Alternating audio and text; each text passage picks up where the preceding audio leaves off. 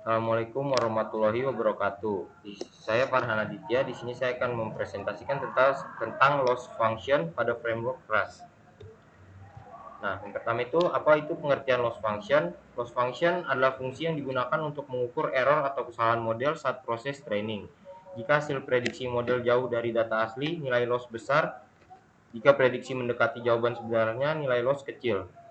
Semakin kecil nilai loss, semakin baik performa model. Proses training, yang pertama itu data input, yang kedua prediksi, yang ketiga loss function, yang keempat update model. Kemudian itu ada jenis-jenis loss function. Yang pertama binary cross entropy, digunakan untuk klasifikasi dua kelas atau binary classification. Contoh spam atau bukan spam, positif atau negatif, asli atau palsu. Yang kemudian ada categorical cross entropy, digunakan untuk klasifikasi lebih dari dua kelas. Contoh penggunaan: klasifikasi gambar hewan, klasifikasi jenis buah, klasifikasi angka tulisan. Kemudian jenis-jenis loss function itu yang pertama ada mean square error, lalu ada mean absolute error, dan Haber loss. Mean square error itu menghitung rata-rata kuadrat selisih antara hasil prediksi dan nilai sebenarnya. Mean absolute error itu menghitung rata-rata selisih absolut antara prediksi dan data asli. Kemudian Haber loss gabungan antara MSE dan MAE untuk menjaga stabilitas model saat ada outlier. Kemudian perbandingan loss function.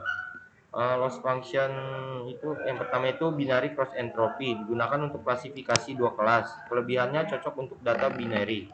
Kemudian categorical cross entropy, digunakan multi class classification.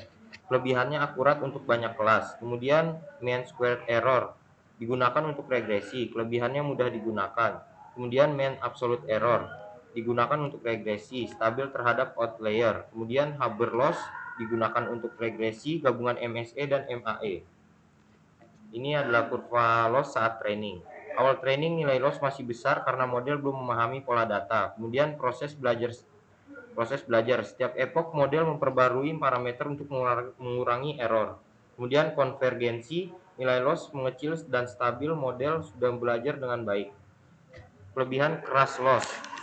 Pertama, mudah digunakan, banyak pilihan, deep learning modern, fleksibel, custom loss function, dan framework populer. Kesimpulannya, loss function adalah komponen penting dalam machine learning untuk mengukur tingkat kesalahan model selama training.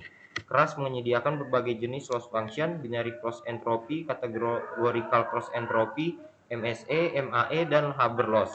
Kemudian pemilihan loss function yang tepat bergantung pada jenis masalah, klasifikasi atau regresi. Semakin kecil nilai loss, semakin baik performa model AI yang dihasilkan. Sekian presentasi dari saya, terima kasih.